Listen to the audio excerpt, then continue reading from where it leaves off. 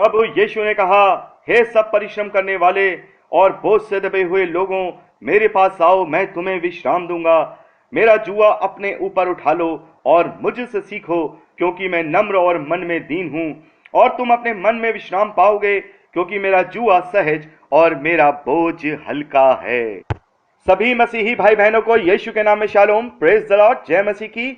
Yeshu the saviour ministry और मैं प्रभु में आपका भाई जेम्स इस बाइबल अध्ययन कार्यक्रम में आप सभी का स्वागत और धन्यवाद करते हैं। आशा है आप इस अध्ययन से आशीषित हो रहे हैं। दोस्तों, आज हमारी बाइबल स्टडी का 11वां दिन है और आज हम मत्ती के सुसमाचार भाग 9 के रूप में इसका अध्ययन करेंगे। एक छोटी सी प्रार्थना करेंगे और अपने अध्ययन को आज हम शुरू करेंगे। हालेलुया। धन्यवाद महान पिता परमेश्वर, तेरा धन्यवाद करते हैं तेरे अद्भुत रीति वाले प्रेम और अनुग्रह के लिए जो तूने अपने इकलौते के रूप में हम पर प्रकट किया। पिता परमेश्वर, धन्यवाद देते हैं इस बाइबल अध्ययन कार्यक्रम का पिता परमेश्वर, जो आप हमारे जीवन में लेके आए ताकि हम तेरे वचन को सीखकर आशीषित हों और तेरे ग्रहण योग्य बने। तो होने दे पिता परमेश्वर, इस अध्ययन को हम तेरे हाथों में सौंपते हैं। तू अपनी पवित्र आत्मा का संचालन हम पर दे ताकि जैसा तू चाहता है हम सीखें, जैसा तू चाहता है हम सिखाएं। प्रभु, सारा आदर महिमा देते हैं, यीशु के नाम में मांगते हैं, आमीन। तो दोस्तों, पिछले भागों में हमने बात की थी, अध्ययन कर लिया था मत्ती का सुसमाचार, उसका 11वां अध्याय और उसके 10वें पहले वचन से लेकर के 10वें वचन तक।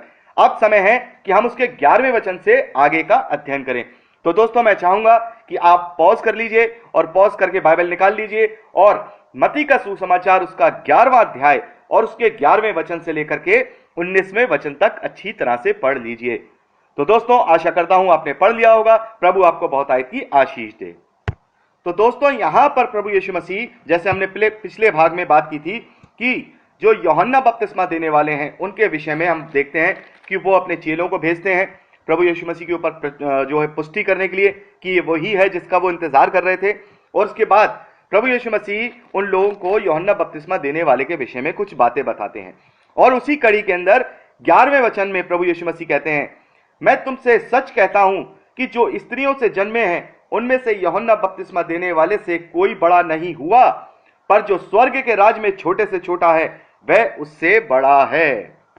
तो दोस्तों, पहले हम इस 11वें वचन को, जो मैं पिछली बार आपको डिस्क्राइब नहीं कर पाया था टाइम की वजह से, मैं चाहता हूं कि आपको मैं बताऊं यहां पर प्रभु यीशु मसीह क्या कहना चाह रहे हैं। प्रभु यीशु मसीह यहां कहना चाह रहे हैं कि जो कोई भी स्वर्ग के राज्य के ग्रहण योग्य बन जाता है और स्वर्ग के राज्य में जो जाएगा, जो उसका अधिकारी बन जाएगा, मैं तुमसे सच कहता हूं कि जितने भी इस धरती पर भविष्यद्वक्ता हुए हैं उनमें सबसे ज्यादा जो बड़ा है अभी तक यूहन्ना बपतिस्मा देने वाला है और उससे बड़ा कोई नहीं हुआ। लेकिन वहां भी अगर स्वर्ग के राज्य में अगर तुम वारिस बन जाओगे तो तुम वहां भी क्या होगे, तुम उससे भी बढ़कर के तुम्हारी धार्मिकता हो जाएगी।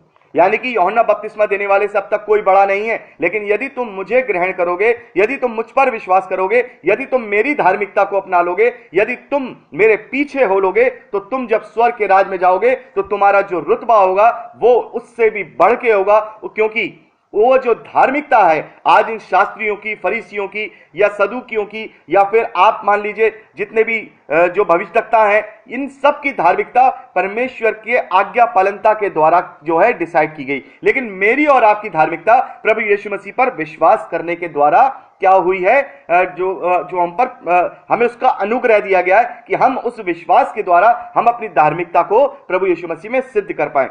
12वें वचन में यहां प्रभु यीशु मसीह कहते हैं, यूहन्ना बपतिस्मा देने वाले के दिनों में अब तक स्वर्ग के राज में, देखिए बहुत ध्यान से सुनिएगा, बलपूर्वक प्रवेश होता रहा और बलवान उसे छीन लेते हैं।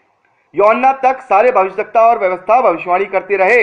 यानी कि प्रभु यीशु मसीह कह रहे हैं कि अब तक जो हुआ वो तुम्हारे कार्यों के द्वारा तुम्हारी धार्मिकता को क्या किया जाता था, सिद्ध किया जाता था। लेकिन अब मैं आ गया हूं तो अब मैं तुम्हें विश्वास की धार्मिकता से क्या करूंगा, सिद्ध करूंगा। और तुम्हारी जो धार्मिकता होगी वो शास्त्रियों और फरीसियों से भी बढ़कर हो जाएगी, क्योंकि तुम मेरी धार्मिकता में होकर के परमेश्वर से मेल कर लोगे। अब तक बलपूर्वक होता रहा, यानी कि वो अपने कार्यों से उन कार्यों को करते थे जो व्यवस्था में लिखा था। जो लोग उसे जानते थे वो क्या करते थे, उन पे चलते थे और धर्मी बन जाते थे। लेकिन जो लोग नहीं जानते थे, पवित्र शास्त्र को पूरा नहीं जानते थे, व्यवस्था को नहीं जानते थे, तो वो लोग क्या रहते थे, छोटी छोटी बातों में से वो वंचित रह जाया करते थे।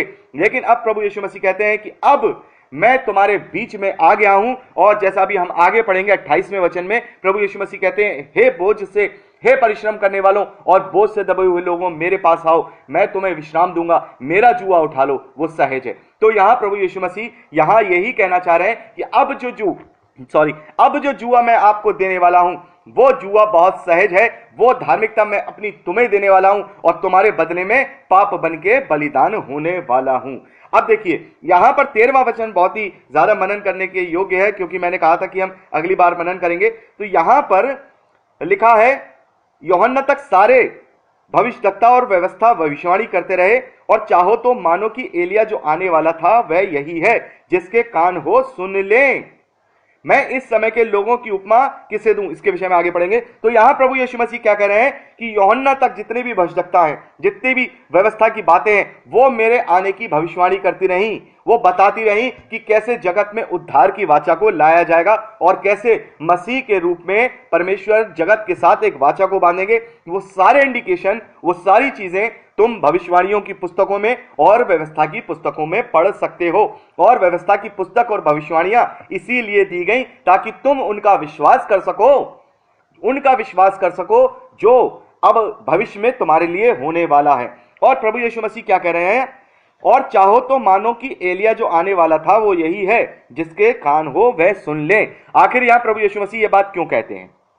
जब हम इस बात को इसी मत्ती के सुसमाचार उसके 17वें अध्याय और उसके 10वें वचन से आगे पढ़ते हैं, तो वहां पर देखिए लिखा है, इस पर प्रभु यीशु मसीह के चेलों ने उससे पूछा, फिर शास्त्री क्यों कहते हैं कि एलिया का पहले आना अवश्य है? यानी कि जो यहूदी लोग हैं, जो शास्त्री लोग हैं, जो फरीसी लोग हैं, वो इस बात पे विश्वास करते हैं कि जब वो मसीहा आएगा तो उससे पहले क्या होगा? एलिया का आना अवश्य होगा। इसलिए प्रभु यीशु मसीह कह रहे हैं कि जो एलिया आने वाला है, वो ये चाहो तो इस यूहन्ना बपतिस्मा वाले देने वाले को तुम समझ सकते हो। लेकिन जब हम मलाकी का अध्ययन करते हैं, उसके 4थे अध्याय का, तो वहां पे लिखा है कि अंत के दिनों में जो है एलिया नबी जो है वापस लौटेंगे और अन्य जातियों में प्रचार करेंगे। तो यहां पर के आकर के कंफ्यूजन हो जाता है, क्या एलिया नबी अब दोबारा आएंगे? क्या यूहन्ना बपतिस्मा देने वाला एलिया था? आखिर प्रभु यीशु मसीह ने कहा है कि तुम मानो तो एलिया आ चुका और जो आने वाला था वो यही है। वो इसलिए क्योंकि वो चाहते थे उन यहूदियों को, जो वो चिन्ह ढूंढ रहे थे कि मसीहा के क्या क्या चिन्ह है, तो उन चिन्हों में से एक चिन्ह ये भी था कि प्रभु यीशु मसीह के आने से पहले एलिया नबी का आना अवश्य था, क्योंकि भविष्यद्वक्ताओं की पुस्तकों में यह पाया जाता था। तो प्रभु यीशु मसीह यहां पर बताने की कोशिश कर रहे हैं कि यह चिन्ह भी तुम्हें दे दिया गया है। जब हम लूका का सुसमाचार पढ़ते हैं और यूहन्ना बपतिस्मा देने वाले के विषय में पढ़ते हैं, तो वहां पे लिखा है, लूका का सुसमाचार 1 अध्याय और उसके 17वें वचन को जब हम देखते हैं, तो वहां लिखा है, वह एलिया की आत्मा और सामर्थ में होकर आगे आगे चलेगा। यहां पर जो यूहन्ना बपतिस्मा देने वाला है उसके विषय में कहा गया कि वो एलिया की आत्मा और सामर्थ में होकर के चलेगा, यानी कि उसमें एलिया का आत्मा और सामर्थ कार्य करता था। इसलिए प्रभु यीशु मसीह ने कहा कि मानो तो यही एलिया है, और तुम यहूदी लोग, जो उस समय के जो इजरायली लोग हैं, प्रभु यीशु मसीह कहते हैं कि ये तुम्हें चिन्ह दे दिया गया कि मानो एलिया आ चुका है, क्योंकि जो यूहन्ना बपतिस्मा देने वाला है वो एलिया की सामर्थ में और आत्मा में होकर के कार्य कर रहा है। जिनके कान हो, यानी जो समझ सकते हैं, वो समझ लें कि यहां पर प्रभु यीशु मसीह क्या कहना चाह रहे हैं। प्रभु यीशु मसीह कहना चाह रहे हैं कि जो यूहन्ना बपतिस्मा देने वाला है, यहूदियों तुम्हारे लिए चिन्ह ठहरा दिया गया कि यूहन्ना बपतिस्मा देने वाले के रूप में हमने एलिया को भेज दिया कि वो उसकी आत्मा और सामर्थ में होकर कार्य करे। लेकिन अब जो मलाकी की जो भविष्यवाणी है उसका क्या? अगर एलिया आ चुका है तो अभी तक तो अंत हुआ नहीं, तो फिर एलिया अंत के दिनों में कैसे आएंगे? इसके विषय में ही जब हम मत्ती का सुसमाचार उसका 17वां अध्याय और उसके 11वें वचन को पढ़ते हैं, देखिए यहीं पर इस वचन में ही सारा भेद छुपा है। 11वें वचन में प्रभु यीशु मसीह कहते हैं, एलिया अवश्य आएगा। देखिए बड़े ध्यान से सुनिएगा, एलिया अवश्य आएगा और सब कुछ सुधारेगा। यानी कि यह फ्यूचर टेंस की बात हो रही है, आएगा। यहां प्रभु यीशु मसीह ये नहीं कह रहे हैं कि एलिया आ चुका है।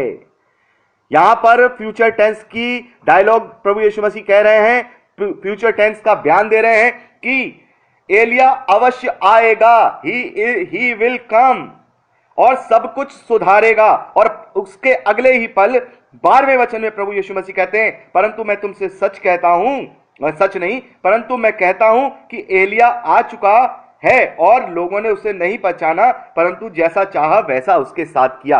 तो यहां पर प्रभु यीशु मसीह कह रहे हैं, एलिया तो सचमुच जो कार्य मलाकी की भविष्यवक्ता की जो पुस्तक में है, वो तो सचमुच में अंत के दिनों में लौट करके आएंगे। लेकिन जो अभी जो तुम एलिया जिसके विषय में मैं कह रहा हूं कि मानो तो ये एलिया आ चुका है, तो ये जो यूहन्ना बपतिस्मा देने वाले हैं, ये एलिया की आत्मा और सामर्थ में होकर के कार्य कर रहे हैं। इसलिए चाहो तो मान लो कि एलिया ये आ चुका है। तो यानी कि दोनों बातें यहां प्रभु यीशु मसीह ने क्लियर कर दी कि उस कार्य के लिए तो जो सचमुच में आएंगे, जो दो गवाहों के विषय में हम पढ़ते हैं, वो 2 गवाह होंगे, उनमें से एक एलिया होंगे। हो सकता है ये परमेश्वर का निजाम है, कोई और भी हो, लेकिन ज्यादातर आकलन यही लगाया जाता है कि एलिया नबी अंत के दिनों में आएंगे और अन्य जातियों में वो प्रचार करेंगे। लेकिन जो यूहन्ना बपतिस्मा देने वाले आए हैं, वो यहूदियों के चिन्ह के लिए आए हैं। यानी यहूदियों के लिए जो यहूदियों के लिए जो चिन्ह था कि एलिया नबी का पहले आना अवश्य है, तो यहां पर परमेश्वर ने क्या किया, यूहन्ना बपतिस्मा देने वाले के ऊपर एलिया का सामर्थ्य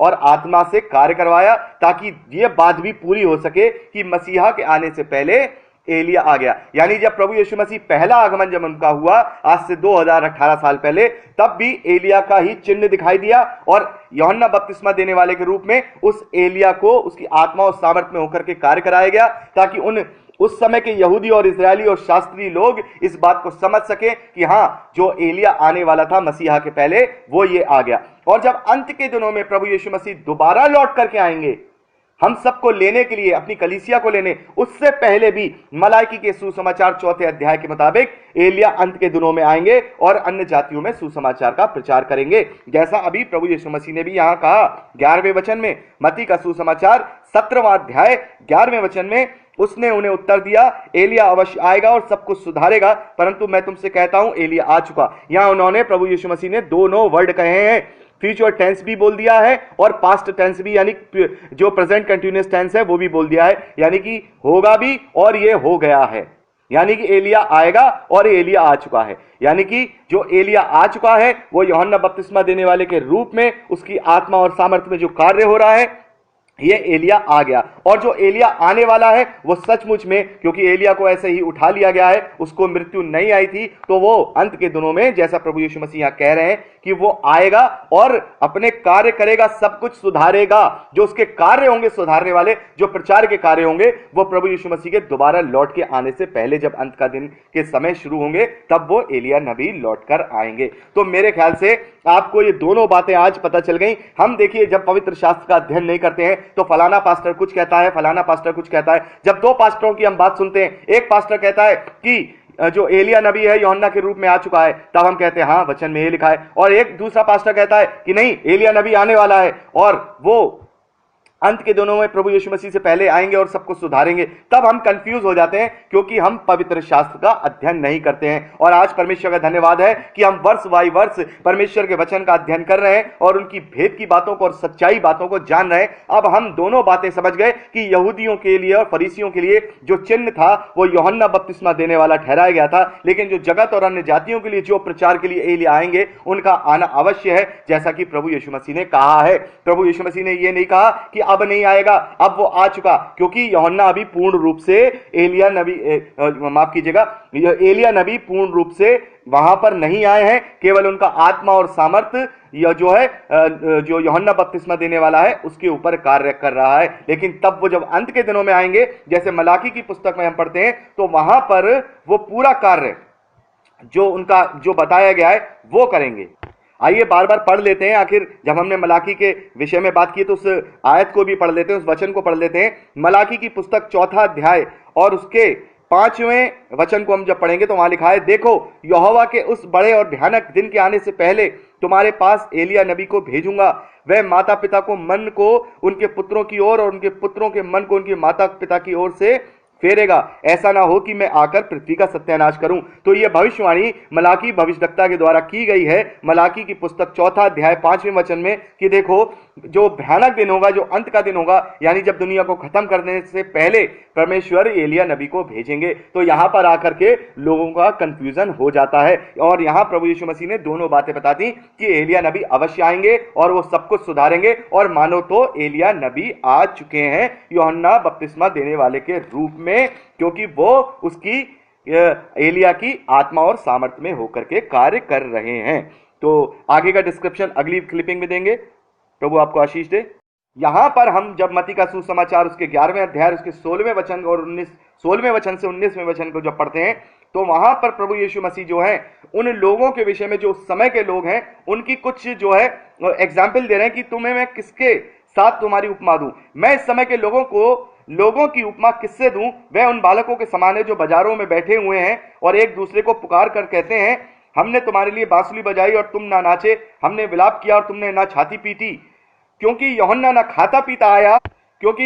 खाता आया और ना पीता आया, और वह कहते हैं कि उसमें दुष्ट आत्मा है। और 19वें वचन में प्रभु कहते हैं, मनुष्य का पुत्र खाता पीता आया, और वह कहते हैं, देखो पेटू और पियक्कड़ मनुष्य, महसूल लेने वालों और पापियों का मित्र, पर ज्ञान अपने कामों से सच्चा ठहराया गया है। तो यहां पर प्रभु यीशु मसीह उस समय के लोगों को, जो यहूदी हैं, जो शास्त्री और फरीसी हैं, उनके विषय में कह रहे हैं कि इनको मैं क्या कहूं, इनको मैं क्या उपमा दूं।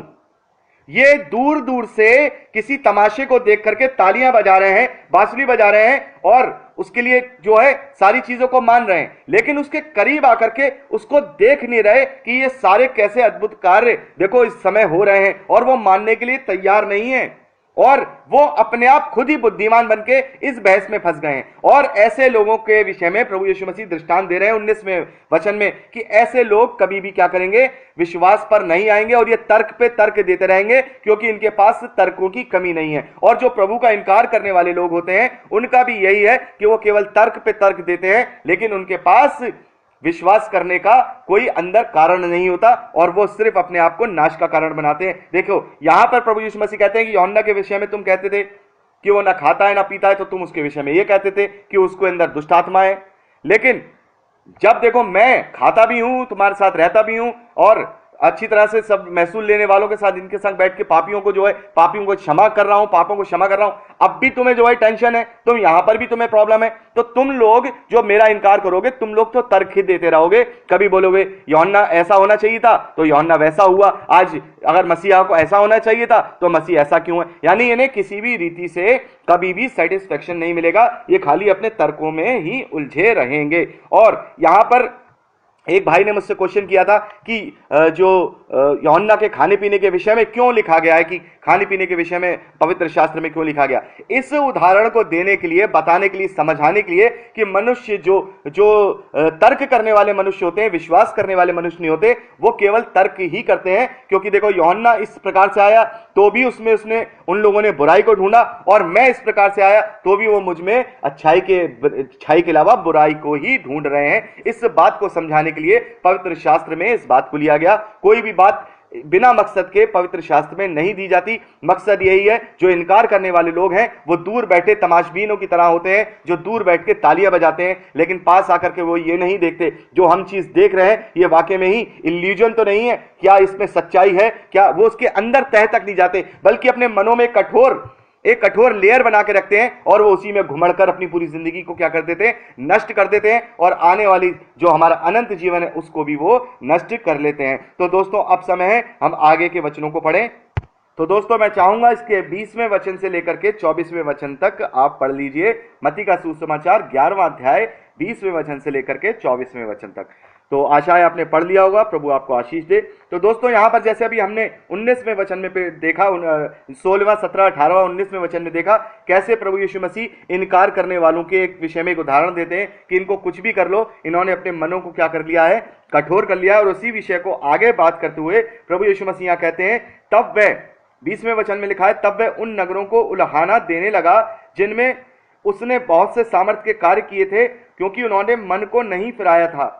ये देखिए यहां पर प्रभु यीशु मसीह उन्हें उलाहना दे रहे हैं, उनको कह रहे हैं कि देखो मैंने इनको यहां कितने सामर्थ्य के कार्य दिखाए, कितनी सारी चीजें बताई, कितने अच्छे अच्छे उपदेश बताए, वो बातें जो स्वर्ग से मैं लेकर के आया था वो मैंने समझाई, लेकिन इन्होंने फिर भी वही किया, ये अपने तर्क में फंसे रहे और मुझे इनकार कर दिया। ये अपने आप को बुद्धिमान समझ के उस सच्चाई को ठुकरा रहे हैं। और 21वें वचन में प्रभु यीशु मसीह कहते हैं, हाय खुराजीन, हाय बैतसैदा, जो सामर्थ के काम तुम में किए गए, यदि वह सूर और सैदा में किए जाते तो टाट ओढ़कर और राख में बैठकर वह कब का मन फिरा लेते। परंतु मैं तुमसे कहता हूं कि न्याय के दिन तुम्हारी दशा सूर और सैदा की दशा से अधिक सहने योग्य होगी। हे कफरनहूम, क्या तू स्वर्ग तक ऊंचा किया जाएगा? तू तो अधोलोक तक नीचे किया जाएगा। जो सामर्थ के काम तुझ में किए गए यदि सदोम में किए जाते तो वह आज बना रहता, पर मैं तुमसे कहता हूं कि न्याय के दिन तेरी दशा सदोम की दशा से अधिक सहने योग्य होगी। तो यहां प्रभु यीशु मसीह यही बात उन लोगों को बता रहे हैं कि जो लोग अपने ही तर्क और वितर्कों में घुस जाते हैं, जैसे बहुत से लोग होते हैं ना, आज भी हम इस समय में विश्वासियों को देखते हैं कि केवल तर्क करना है, उन्हें यह तर्क ऐसा क्यों हुआ है, वैसा क्यों हुआ, उन्हें समझना नहीं है। तर्क और वितर्क में नहीं फंसना है, बल्कि पवित्र शास्त्र की सच्चाई को जानना है। तो प्रभु यीशु मसीह कितने सारे देखिए शहर है, जो वहां पर खुराजीन एक शहर है, बैतसैदा है, उनके लिए कह रहे हैं कि तुम्हारे अंदर जितने सामर्थ्य के कार्य किए गए, अरे कठोर दिल वालों, अगर वो सूर और सैदा यानी ये भी दो शहर हैं, वहां के लोगों में किए जाते तो वो भी क्या करते, उसका विश्वास करते और वो कब का अपना मन फिरा लेते। लेकिन मैं तुमसे कहता हूं कि जो इनकार करने वाले हैं, यानी कि देखिए यहां पर बहुत समझने वाली बात है कि जिन लोगों ने सुसमाचार को नहीं सुना है अभी तक, वो लोग क्या हैं, परमेश्वर के अनुग्रह में बने हुए हैं और परमेश्वर कहीं ना कहीं से उन्हें सुसमाचार क्या करेगा, जरूर सुनाएगा, ताकि वो अपने आने वाले जीवन को वो बचा सकें। और जिन्होंने सुसमाचार को सुन लिया और सुनने के बाद इनकार कर दिया, या वो लोग जो मसीही परिवारों में पैदा हुए हैं लेकिन नाम के मसीह हैं, उन्होंने कभी बाइबल खोल के नहीं देखी, जिन्हें उद्धार परिवार के साथ मिल गया, लेकिन उन्होंने फिर भी उस उद्धार को ठुकरा दिया और प्रभु यीशु मसीह का इनकार कर दिया। इस विषय में प्रभु यीशु मसीह कहते हैं, देखो तुम्हारे साथ सारे सामर्थ्य के कार्य किए गए, तुम्हें सारी चीजें बताई गई। और जो लोग मसीही परिवारों में पैदा हुए और जिन्होंने मसीही विश्वास को अच्छी तरह से जान लिया, अगर वो लोग वापस क्या करते हैं, इनकार करते हैं और प्रभु के रास्ते से भटक जाते हैं, तो प्रभु यीशु मसीह कहते हैं कि तुम्हारी दशा बहुत ही खराब होगी, उन लोगों से भी ज्यादा खराब होगी जिन्होंने कभी सुसमाचार नहीं सुना है, या जिन्होंने सुसमाचार को ध्यान से नहीं सुना, इग्नोर कर दिया, सुना और इग्नोर कर दिया। लेकिन उन लोगों को जो बचपन से ही मसीही परिवार में पैदा हुए और जिन्होंने पूरे पवित्र शास्त्र का अध्ययन किया, उसके वचन को जान लिया और उसके बाद उसको छोड़ दिया, यानी कि प्रभु यीशु मसीह के सामर्थ्य के कार्यों को देखने के बाद भी वो शहर के लोग अगर विश्वास नहीं कर रहे हैं, तो प्रभु यीशु मसीह कह रहे हैं जिन लोगों ने अभी तक इन सामर्थ्य के कार्यों को नहीं देखा है, वो तुमसे ज्यादा बेहतर स्थिति में होंगे, वो तुमसे ज्यादा बेहतर स्थिति में होंगे। यानी कि जिन्होंने अच्छी तरह से सुसमाचार को नहीं सुना है या परमेश्वर को नहीं जाना है, तो वो अभी परमेश्वर के अनुग्रह की दृष्टि में है और परमेश्वर कहीं ना कहीं से उनका इंतजाम करेंगे कि वो सुसमाचार सुन पाए।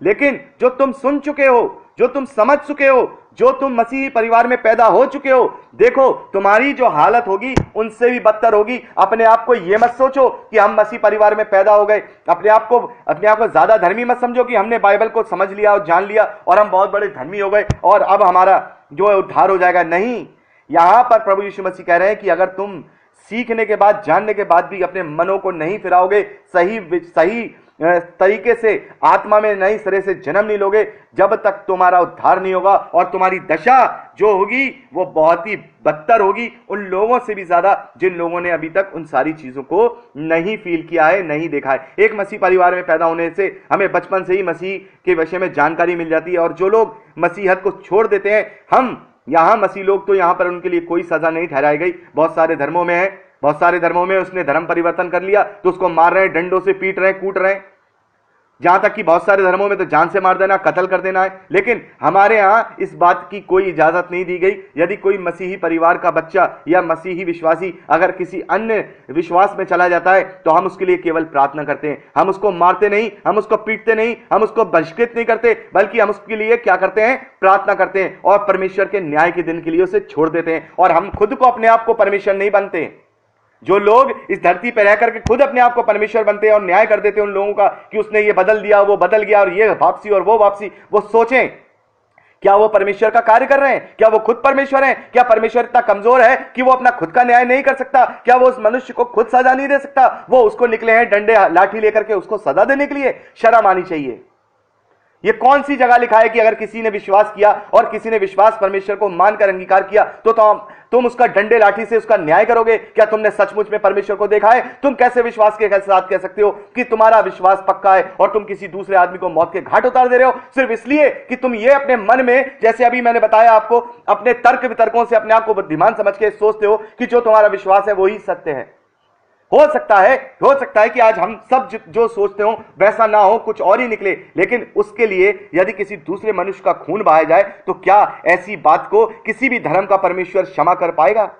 क्या वो अपने दिमाग से सोच सकता है? नहीं। तो मेरा कहने का मतलब, खैर ये मेरा नहीं है, बात निकली तो मैंने कह दिया। तो यहां पर जो लोग प्रभु का इनकार कर देंगे तो हम यहां धरती पर तो उनके साथ कुछ गलत नहीं करेंगे, लेकिन प्रभु यीशु मसीह कहते हैं उनकी दशा सदोम और जो अमोरा है उनसे भी ज्यादा बदतर होगी। वो सहने लायक होंगे, लेकिन वो जो उनकी दशा होने वाली है परमेश्वर के न्याय के दिन, वो दशा सहने योग्य नहीं होगी। तो आगे हम बात करेंगे 25वें वचन से लेकर 30वें वचन तक अगली क्लिपिंग में। प्रभु आपको आशीष दे। तो दोस्तों अब बात करते हैं इसके आगे के वचनों की। मत्ती का सुसमाचार उसका 11वां अध्याय और उसके 25वें वचन से आगे हम पढ़ेंगे। मैं चाहूंगा उसको 25वें वचन से लेकर के 30वें वचन तक आप इसको पढ़ लीजिए। आशा है आपने पढ़ लिया होगा। प्रभु आपको आशीष दे। तो दोस्तों आज के अध्ययन की जो जिसे कह सकते हैं रीढ़ है वो यही 25वें वचन से लेकर 30वें वचन तक की है। ये शिक्षा और ये बात हमें समझनी होगी। यहां प्रभु यीशु मसीह क्या कह रहे हैं 25वें वचन में। उसी समय यीशु ने कहा, हे पिता, स्वर्ग और पृथ्वी के प्रभु, मैं तेरा धन्यवाद करता हूं कि तूने इन बातों को ज्ञानियों और समझदारों से छिपा रखा और बालकों पर प्रकट किया है। हाँ हे पिता, क्योंकि तुझे यही अच्छा लगा। तो प्रभु यीशु मसीह जब ये इससे पहले जो हमने पढ़ा 20 से लेकर के 24वें वचन में कि वो उन लोगों को जो इनकार कर रहे हैं और जो तर्क वितर्क कर रहे हैं उनको क्या कह रहे हैं? प्रभु यीशु मसीह कह रहे हैं उन्हें ज्ञानी और समझदार, यानी कि उन्हें ज्ञानी और समझदार कह रहे हैं। और वो अपनी बुद्धि में ही क्या करते हैं? फंस करके अपना नाश करते हैं। रोमियो की पहली पत्री उसका पहला अध्याय और उसके 28वें वचन में 25वें वचन में लिखा है, क्योंकि उन्होंने परमेश्वर की सच्चाई को बदलकर झूठ बना डाला और सृष्टि की उपासना की और सेवा की, ना कि उस सृजनहार की जो सदा धन्य है। और यहाँ 22वें वचन में जब देखते हैं तो यहां पर जो है पौलुस कह रहे हैं इस विषय में, वे अपने आप को बुद्धिमान जताकर मूर्ख बन गए। यानी कि जो अपने आप को इस धरती की चीजों से और तर्क वितर्कों से अपने स्वर्ग के राज्य की तुलना करते हैं, वो बिल्कुल अपने आप को इस धरती के हिसाब से तो वो बहुत बुद्धिमान है कि ऐसा नहीं, एक लॉजिक होना चाहिए, ऐसा होना चाहिए, साइंस ये कहता है, विज्ञान वो कहता है, फलाना ये कहता है, फलाना वो कहता है। तो उस धरती के ज्ञान से जो शैतान के द्वारा भी दिया गया है उससे जब वो तर्क वितर्क करते हैं, जैसे अभी हमने पढ़ा था 16वें वचन से लेकर के 24वें वचन तक, कैसे प्रभु यीशु मसीह कहते हैं कि जो तर्क करने वाले होते हैं उनके पास तर्कों की कमी नहीं होती। और उनको क्या कहा है प्रभु यीशु मसीह ने? इस धरती के ज्ञानियों और समझदार, इस धरती का ज्ञानी और समझदार कहा है। प्रभु यीशु मसीह कहते हैं कि देखो, इस धरती के जो ज्ञानी हैं और इस धरती के जो समझदार हैं, ये भेद की बातें उनसे छिपाकर रखी गई हैं, क्योंकि वो अपने नाश का कारण अपनी बुद्धि के द्वारा हो जाएंगे। और यह बालकों पर प्रकट किया गया है। यहां पर जब 25वें वचन में आप पढ़ेंगे तो यहां पर लिखा है और बालकों पर प्रकट किया गया। बालकों का मतलब है जो साफ मन वाले लोग हैं, जो सच्चे मन वाले लोग हैं, जो प्रभु के ग्रहण योग्य मन वाले लोग हैं, उनके ऊपर जो अपने मनों को बिल्कुल बालकों के समान शुद्ध और साफ कर लेते हैं, उनको यह ज्ञान दिया गया, क्योंकि वो तर्क नहीं करते, वो वितर्क नहीं करते, बल्कि अपनी उस बुद्धि के साथ जो बुद्धि परमेश्वर की ओर से है, उस बुद्धि का इस्तेमाल करके वो संपूर्ण मन से क्या करते हैं? परमेश्वर पर विश्वास करते हैं, प्रभु यीशु मसीह पर विश्वास करते हैं और खुद को क्या करते हैं? परमेश्वर के ग्रहण योग्य बनाते हैं। तो यहां पर 27वें वचन में प्रभु यीशु मसीह कहते हैं कि मेरे पिता ने मुझे सब कुछ सौंपा है और कोई पुत्र को नहीं जानता केवल पिता, और कोई पिता को नहीं जानता केवल पुत्र, और वह जिस पर पुत्र उसे प्रकट करना चाहे। तो प्रभु यीशु मसीह कहते हैं कि मैं और मेरा पिता एक दूसरे की बात को जानते हैं, क्योंकि मैं और मेरा पिता एक हैं। तो यहां प्रभु यीशु मसीह कह रहे हैं कि कोई भी पुत्र को नहीं जानता, केवल क्या कौन जानता है? पिता जानता है। और कोई भी पिता को अच्छी तरह से नहीं जानता, केवल पुत्र जानता है। प्रभु यीशु मसीह कह रहे हैं, मैं स्वर्ग से आया हुआ हूं, मैं स्वर्ग की उतरी रोटी हूं, मैं स्वर्ग की बातें तुम्हें बताता हूं, क्योंकि कोई भी नहीं है जो स्वर्ग में चढ़ा हो केवल पुत्र के अलावा। और यही प्रभु यीशु मसीह कह रहे हैं कि कोई भी पुत्र को नहीं जानता, केवल पुत्र के विषय में संपूर्ण बातें पिता जानता है। और कोई भी पिता को संपूर्ण नहीं जानता, लेकिन उसके बारे में पूरा पुत्र पूरी बातें जानता है। यानी कि जो बातें मैं तुम्हें बता रहा हूं, मैं उसके बारे में जानता हूं और वो मेरे बारे में जानता है। और देखिए यहां पर 27वें वचन में लास्ट में वो क्या कहता है? और वह जिस पर पुत्र उसे प्रकट करना चाहे, यानी प्रभु यीशु मसीह ने हम पर प्रकट कर दिया है, उन बातों को प्रकट कर दिया है जो केवल प्रभु यीशु मसीह ही अपने पिता के विषय में जानते थे, जो केवल प्रभु यीशु मसीह उस स्वर्ग के विषय में जानते थे। उन सारे भेदों को इस सुसमाचारों में प्रभु यीशु मसीह ने अपने उपदेशों और अपनी बातों के द्वारा प्रकट कर दिया, क्योंकि यह अधिकार उनसे दिया गया, क्योंकि परमेश्वर ने यही चाहा कि वो अपने पुत्र रूप के द्वारा हम सब को क्या करे? उन बातों को बता सके, उन बातों को सिखा सके, ताकि हम भी अपने विश्वास को दृढ़ करके प्रभु के पीछे चल के हम पिता को जान पाए। क्योंकि प्रभु यीशु मसीह कह रहे हैं, पिता को कोई नहीं जानता, केवल पुत्र जानता है, और पुत्र को कोई नहीं जानता, केवल पिता जानता है। लेकिन अगर हम जिस पर अपने आप को प्रकट करेंगे तो वो मुझे जान लेगा, और जो मुझे जान लेगा वो पिता को भी जान लेगा। क्योंकि यूहन्ना के सुसमाचार में प्रभु यीशु मसीह कहते हैं, मैं और मेरा पिता एक है। तो यहां पर प्रभु यीशु मसीह कह रहे हैं कि अपने आप को ज्ञानी और धनवान, वो माफ कीजिए, ज्ञानी और समझदार जो इस धरती के तर्क वितर्कों के हिसाब से बनाते हैं, वो अपने नाश होने का कारण बनते हैं। बहुत से लोग इस बात को कहते हैं कि प्रभु यीशु मसीह यहां क्या कहना चाह रहे हैं कि ज्ञानियों और समझदारों पर छुपा के रखा, बालकों पर प्रकट किया। तो ज्ञानी क्या कोई भी बालक ज्ञानी बन सकता है और कोई भी ज्ञानी बालक बन सकता है? यानी कि कोई भी अपने मन की कठोरता को अगर निर्मल कर लेगा, नम्र कर लेगा, तो फिर वो बालकों के समान हो जाएगा और वो प्रभु यीशु मसीह को जान लेगा और उसे क्या कर लेगा? उस पर विश्वास कर लेगा। और जैसे यहां लिखा है, वो जब पुत्र को जानेगा तो वह पिता को भी जान लेगा, क्योंकि पिता और पुत्र आपस में एक दूसरे को जानते हैं। और जब वो एक दूसरे को जानते हैं तो प्रभु यीशु मसीह जब हम पर उजागर करेंगे तो हम पिता को भी जान लेंगे और हम पुत्र को भी जान लेंगे। और कोई भी बालक समझदार कभी भी बन सकता है अगर वो इस संसार के ज्ञान को ग्रहण कर ले, प्रभु परमेश्वर की बुद्धि को छोड़ करके इस संसारिक ज्ञान को, इस शैतानिक ज्ञान को अपने अंदर बढ़ा चढ़ा करके घुसेड़ ले और उसी के लॉजिक के ऊपर तर्क करता रहे। जैसा भी अभी प्रभु यीशु मसीह ने कहा, देखो यूहन्ना जो था वो ना खाता था ना वो पीता था, तो तुम तर्क और ज्ञानियों ने उसे क्या कह दिया कि उसमें दुष्ट आत्मा है। और मैं मनुष्य का पुत्र प्रभु यीशु मसीह, मैं तो खाता भी हूं, मैं तो पीता भी हूं, मैं तो सबके साथ रहता भी हूं, तो अब तुम मुझे क्या कह रहे हो? मुझे पेटू कह रहे हो, मुझे पियक्कड़ कह रहे हो। तो तुम तो तर्क करने वाले कभी भी अपना क्या करोगे? भला नहीं कर पाओगे, अपनी बुद्धिमत्ता में फंस के अपना ही नाश करोगे और तुम्हारी दशा सदोम और अमोरा से भी बदतर गिनी जाएगी जब न्याय का दिन आएगा। और सबसे इंपॉर्टेंट यहां पर 28वां वचन, तब प्रभु यीशु मसीह कहते हैं, हे सब परिश्रम करने वालों और बोझ से दबे हुए लोगों, मेरे पास आओ, मैं तुम्हें विश्राम दूंगा। मेरा जुआ अपने ऊपर उठा लो और मुझसे सीखो, क्योंकि मैं नम्र और मन में दीन हूं, और तुम अपने मन में विश्राम पाओगे, क्योंकि मेरा जुआ सहज और मेरा बोझ हल्का है। तो यहां प्रभु यीशु मसीह कौन से परिश्रम की बात कर रहे हैं और कौन से बोझ की बात कर रहे हैं? प्रभु यीशु मसीह उस परिश्रम की बात कर रहे हैं जो इस धरती पर रह करके हम उस स्वर्ग के विषय में नहीं जानते, उस स्वर्ग के राज के विषय में नहीं जानते, और इस धरती को ही सब कुछ मान करके इस धरती को ही सुधारने के लिए ऐसा परिश्रम करते हैं जो किसी कार्य नहीं आता, किसी काम में नहीं आता, और अपने ऊपर हमेशा उसका बोझ लिए रहते हैं। किसका? अपने पापों का बोझ। यानी परिश्रम हम करते हैं इस धरती पर, इस धरती के जीवन को सुधारने के लिए, और इस धरती के जीवन को सुधारने के लिए जो पाप अपने ऊपर लेते हैं, उस पाप के बोझ से क्या होते हैं? हम दब जाते हैं। लेकिन प्रभु यीशु मसीह कहते हैं कि मैं तुम्हें सच्चाई बता रहा हूं, मैं तुम्हें सच बातें बता रहा हूं जो स्वर्ग के राज्य की हैं। क्योंकि देखो, पिता पुत्र को जानता है, पुत्र पिता को जानता है, और मैं तुम्हारे सामने अपने आप को उजागर कर रहा हूं, और जब मैं तुम्हें अपने आप को तुम्हारे सामने उजागर कर रहा हूं तो तुम पिता को भी जान लोगे, क्योंकि तुमने मुझे जान लिया। तो प्रभु यीशु मसीह कह रहे हैं कि ये जो परिश्रम तुम कर रहे हो, इसको मेरे ऊपर डाल दो और अपने पाप के बोझों को भी मेरे ऊपर डाल दो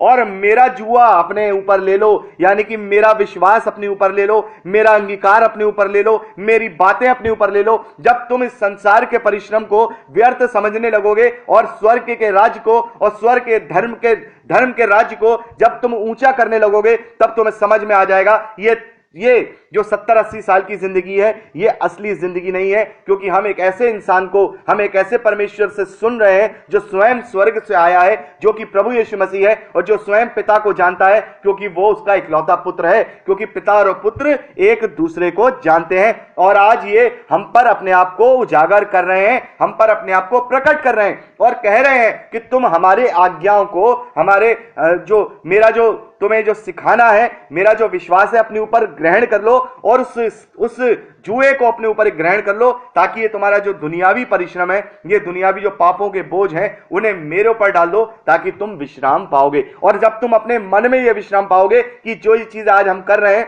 उसको तुम ये समझोगे कि ये जिन चीजों को आज हम तक जब तक हम ये समझते रहे कि यही सब कुछ है, तो हम बड़े परेशान रहे, इस धरती की चीजों को जो है परिश्रम करते रहे। लेकिन आज हम समझ गए कि असली जिंदगी ये नहीं है। तब हम अपने मन में विश्राम पाएंगे और ये सोचेंगे कि हाँ बिल्कुल, आज के जो दुख और क्लेश है वो उस अनंत महिमा के आगे कुछ भी नहीं है जो हमें प्रभु यीशु मसीह के रूप में मिलने वाली है। तो हम अपने आप को क्या करते हैं, अपने आप के अंदर मन में विश्राम पाते हैं, इन सारी चीजों से छुटकारा पा लेते हैं और अपने आप को धीरजवंत बनाते हैं। उस बाट जोने के द्वारा, जो धीरज के द्वारा हम अनंत जीवन की जो बाट जोते हैं। और प्रभु यीशु मसीह का यहां पर क्या कहना है, देखो मैं नम्र हूं, मन में दीन हूं, वैसे ही तुम भी मेरी नम्रता को और मेरी दीनता को अपने अंदर ग्रहण कर लो, ताकि तुम इन सारे कार्यकलापों से, इन सारी बेकार की चीजों से छूटने पाओगे। ये सारी जिंदगी तुम परिश्रम करते रहोगे, फिर भी इस धरती में तुम अपने 10 साल नहीं बढ़ा सकते, 1 सेकंड भी नहीं बढ़ा सकते। तो फिर तुम क्यों व्यर्थ का परिश्रम करते हो और क्यों परेशान व्यर्थ की चिंता करते हो। जैसे हमने 7वें अध्याय में पढ़ा कि तुम में से कौन है जो अपनी चिंता करके आयु की एक घड़ी को भी बढ़ा सकता है। तुम में से कौन है? जब हम अपनी आयु में से एक घड़ी भी नहीं बढ़ा सकते, तो फिर हम व्यर्थ परिश्रम करके अपने आप को परेशान करते हैं और उन चीजों से और पाप में पड़ते जाते हैं और अपने ऊपर पापों के बोझ को लाद देते हैं। प्रभु यीशु मसीह कहते हैं अपने पाप मेरे ऊपर डाल दो, क्योंकि मैं तुम्हारे लिए पाप बन जाऊंगा, मैं तुम्हारे लिए बलिदान हो जाऊंगा और मेरी धार्मिकता तुम में हो जाएगी। तुम मेरी धार्मिकता से सिद्ध हो जाओगे और तुम, जैसा कि मैंने तुम्हें बताया कि तुम्हारी धार्मिकता पिता के समान हो, पिता परमेश्वर के समान हो, वैसी धार्मिकता में तुम भी सिद्ध हो जाओगे और तुम्हारी धार्मिकता जो शास्त्री और फरीसी हैं उनसे भी बढ़कर हो जाएगी। तो तुम मेरा विश्वास करो, मेरी बातों का विश्वास करो, तब तुम मन में विश्राम पाओगे और तुम मेरी धार्मिकता को ग्रहण करने पाओगे। 2 कुरिन्थियन 5वां अध्याय 21वें वचन में पौलुस कहते हैं कि वो पाप से अनजान था और वो हमारे लिए पाप बन गया। परमेश्वर ने उसको हमारे लिए पाप ठहरा दिया कि उसकी धार्मिकता में होकर हम परमेश्वर से मिल जाएं।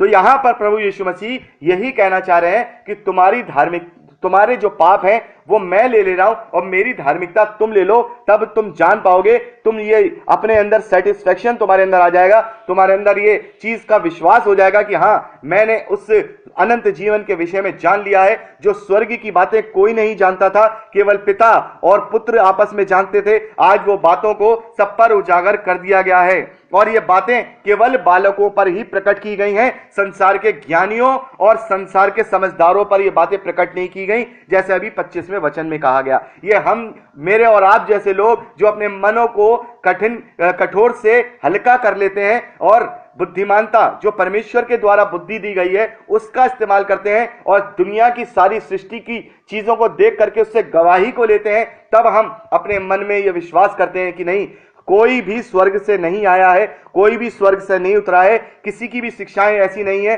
सबकी शिक्षाएं मानवीय हैं, सबकी शिक्षाएं इंसानी हैं। लेकिन एक प्रभु यीशु मसीह है जिसकी शिक्षाएं स्वर्गीय लगती हैं। ऐसा लगता है कि ये शिक्षाएं परमेश्वर की ओर से ही हो सकती हैं, क्योंकि जो बातें अभी हमने पिछले भागों में सुनी, जब उन्हें सुनते हैं तो इससे विश्वास करते हैं कि ये जो वाकई में जो स्वर्ग की असली बातें हैं, ये स्वर्ग से आया हुआ अकेलौता पुत्र प्रभु यीशु मसीह के रूप में जो हमें दिया गया है वो हमें बता रहा है, जिससे हम क्या हो रहे हैं, अपने मनों में विश्राम को पा रहे हैं। तो प्रभु यीशु मसीह कहते हैं कि अपने अपने बोझों को मेरे ऊपर डाल दो और मेरे जुए को उठा लो। जो दोस्तों जुआ मैं बता दूं आपको क्या होता है। जुआ होता है जो हल होता है, जो बैल चलते हैं हल की, तो उसके ऊपर जो लकड़ी का दोनों बैलों के ऊपर जो रखा जाता है उसे जुआ कहते हैं, जिससे वो जो बैल होते हैं जो खेत को जोतते हैं तो उसे जुआ कहते हैं। तो प्रभु यीशु मसीह कहते हैं कि तुम्हारे जीवन की जो खेती है वो सिंच जाएगी यदि तुम मेरी नम्रता और दीनता को और मुझ पर विश्वास करके मेरी बातों को अपना लोगे। तो जो तुम जीवन की ये खेती है वो ऑटोमेटिकली सुत जाएगी, क्योंकि वो जब तुम मेरे जुए को ले लोगे तो वो बहुत सहज हो जाएगी और बहुत आसान हो जाएगी, और तुम अपने जीवन को इस 80-90 साल के जीवन से बढ़कर उस अनंत जीवन को समझोगे जो तुम्हारे लिए मैं तुम्हें बताने आया हूं। तुम्हें भेद की बातें बता रहा हूं, मैं तुम्हें भेद की बात बता रहा हूं कि मनुष्यों को क्यों रचा गया। मनुष्यों को इसलिए रचा गया ताकि वो उसकी सहभागिता में जा सके। प्रभु यीशु मसीह ने यूहन्ना के सुसमाचार 14वें अध्याय में कहा है, मैं जाता हूं और तुम्हारे लिए बहुत सारे निवास स्थान जो मेरे पिता के घर में है मैं तुम्हारे लिए तैयार करूंगा। तुम मेरे साथ वहां रहोगे, हमेशा के लिए रहोगे और हमेशा हमेशा की जिंदगी तुम्हारी होगी। तो प्रभु यीशु मसीह हमें यही बातें जो स्वर्ग की बातें हैं वो बता रहे हैं। दुनिया की बातें तो हमें कोई भी प्रोफेसर समझा सकता है, कोई भी टीचर समझा सकता है, हम साहित्य में पढ़ सकते हैं, हम वैज्ञानिकों की किताबों में पढ़ सकते हैं, लेकिन जो सत्य बात है, जो परमेश्वर की धार्मिकता की बात है, जो सही मायने में जिनसे हमारा परिश्रम और बोझ हल्का हो जाता है, जिससे सही मायने में हम असली जीवन को पहचान लेते हैं, जिससे सही मायने में हम सच्चे बालक ठहरते हैं, वो ज्ञान हमें केवल बाइबल में ही पाया जाता है और बाइबल से ही मिलता है। और हम इसको पढ़ें, इसका विश्वास करें, क्योंकि इसको आप किसी और भी चीजों से मिलाएंगे तो आपको पता लगेगा जो इसके अंदर बातें बताई जा रही हैं वो किसी मनुष्य के द्वारा निर्मित नहीं है। किसी मनुष्य में इतनी हिम्मत ही नहीं है कि इस प्रकार की शिक्षाएं दे। ये तो स्वर्ग के राज्य की शिक्षाएं हैं जो मसीह यीशु के रूप में परमेश्वर ने हम पर उजागर की और हमें बताया। और ये बातें देखिए 25वें वचन में, ये बातें ज्ञानियों और समझदारों से छिपा कर रखी गई और बालकों पर प्रकट की गई, यानी कि इस धरती में जिनके मन कोमल हैं उन पर ये बातें प्रकट की गई हैं। तो दोस्तों अभी मत्ती का सुसमाचार उसका 11वां अध्याय उसके पहले वचन से लेकर के 30वें वचन तक, यानी हमने पूरे अध्याय का अध्ययन कर लिया। अब अगली क्लिपिंग में हम 12वें अध्याय की शुरुआत करेंगे। प्रभु आपको आशीष दे। दोस्तों यदि आपको ये प्रचार पसंद आया है तो प्लीज शेयर जरूर करिए, और अगर आप चाहते हैं कि हमारे और भी वीडियो देखना जो हमने अपलोड किए हैं और जो हम आगे अपलोड करेंगे, तो आप हमारे चैनल को सब्सक्राइब कर लीजिए और वहां बेल आइकन है उसे टच करिए ताकि जब भी हम नया वीडियो डालें वो नोटिफिकेशन आप तक जरूर पहुंचे। तो दोस्तों आज के लिए इतना ही। परमेश्वर आपको सुरक्षित रखे, आप आनंदित रहें, परमेश्वर में आशीष पाएं और बढ़ते जाएं। यीशु के सामर्थी नाम में आमीन। Praise the Lord. जय मसीह की।